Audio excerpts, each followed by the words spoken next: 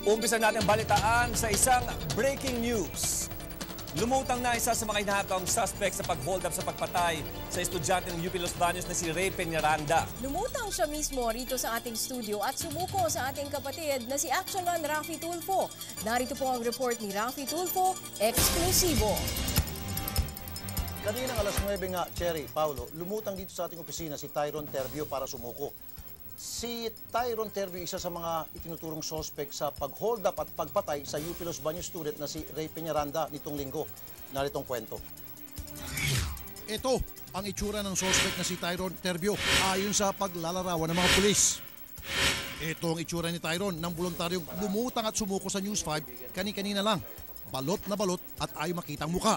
Ito lang daw ang pwede niyang idepensa sa mga nagbibintang na siya ang sumaksak at pumatay sa estudyante ng 3rd year UPLB na si Ray Bernard Peñaranda. Bakit ikaw ang tinuturo? Dahil po may galit po sa akin yung mga pulis na dahil minsan ko na po silang naisubo po sa kaso na sila po talaga ang gumawa. Sa CCTV video na ito, nung madaling araw ng linggo, makikita ang huling sandali ni Peñaranda bago bumulagta dahil sa saksak. Sabi ng umaming lookout na si Joseph Beltran, si Tyron ang umagaw ng bag at sumaksak ng balisong kay Peñaranda. Kailan lang, nilagyan si Tyron ng 350,000 pesos na patong sa ulo. Ikaw raw yung bumunot ng balisong at ikaw ang tumira, bumaril. Hindi po totoo yung sinasabi nila na yun. Wala pong katotohanan yun. Nasaan ka nung mangyari ang krimen? Sa Antipolo po. Anong ginagawa mo doon sa Antipolo? Nagtatago po dahil matagal na po hindi umuwi ng Los Baños. Bakit ka matagal din umuwi? Dahil yun nga po, may banta po ako na pwede po nila akong patayin doon. Pero aminado si Tyron, hindi siya malinis. May dati na raw siyang atraso sa Los Baños PNP. At mainit siya sa mga pulis. Katunayan, pulis pa raw ang umarbor sa kanya sa kalaboso. Si Joseph po, matagal ko na pong alam na asset po ng pulis yun. Sa huli, naninindigan pa rin si Tyron. Buwelta ang nangyari at siya raw ang nasangkalan sa pagpatay kay Peñaranda. Dahil malaki nga po galit sa akin ng mga pulis na yun. Saka parang wala na po kasi sila ibang mahanap na pwede nilang gawing suspect doon. Pagkatapos ng interview, personal na itinon over ng inyong lingkod si Tyron kay Chief PNP Nicanor Bartolome na dali-daling nagsadya sa aming stasyon. Matapos sumuko ang suspect, agad din siniguro ng News 5 na may abogadong aalalay kay Tyron habang nasa pangangalaga na ng PNP. Kasama nga natin dito ngayon sa studio, Cherry at Paulo, si PNP Chief Nicanor Bartolome, kung saan ay iti-turn over natin si Tyron. General Bartolome, magandang gabi po. Magandang gabi, Rafi. Okay, ano po mangyari dito ngayon kay Tyron? Ite-turn over ko rin si Tyron sa Provincial Director ng Laguna, si Senior Superintendent Gilbert Cruz, sapagkat sila ang nakakasakop doon sa pinangyarihan ng krimen. Okay, base po sa record ng PNP, ano itong si Tyron? Ano mga record meron ito sa PNP? Si Tyron ay may mga kaso doon sa Laguna. In fact, ngayon meron pa rin siyang standing warrant on robbery. Okay. And then may mga iba pang kasama siya sa iba't iba pang mga kaso doon sa Laguna.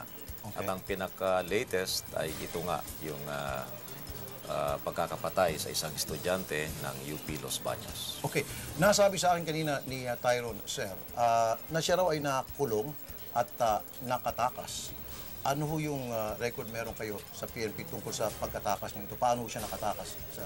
Well, lumalabas nga na nakatakas nga siya doon sa kanyang pagkakapiit at yun ay dahil sa isang kaso rin niya na robbery. At kasama ito doon sa mga sasagutin niyang mga kaso, maliban dito sa latest. Isa sa mga dahilan kung bakit po siya sumuko dito sa amin dahil takot na takot po siya sa kanyang buhay at gusto niya masiguro na siya ay walang mangyari sa kanya, kaya po tinawagan namin kayo para ma-assure po yung kanyang kaligtasan, sir. May bibigay namin sa kanya yung hinahanap niya na safety at seguridad.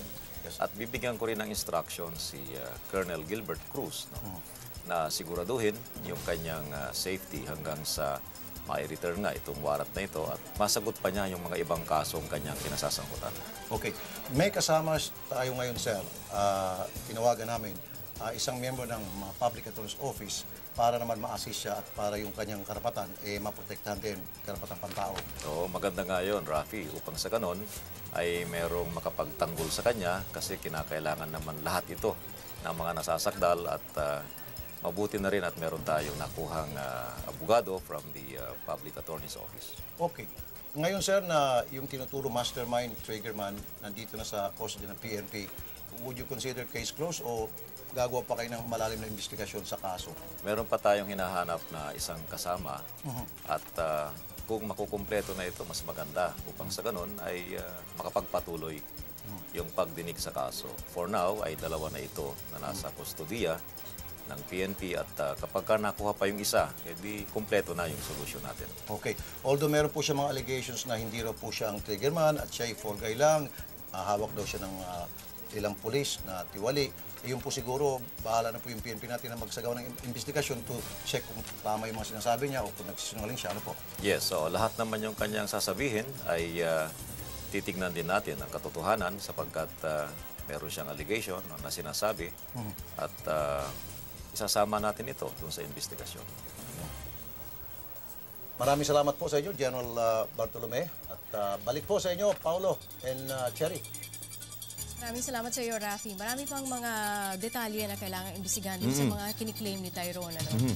Yan po ang eksklusibong panayam ni Rafi Tulfo tungkol dun sa pagsuko sa News 5 ng isa sa mga suspect sa pagpatay sa UPLB student na si Ray Peñaranda.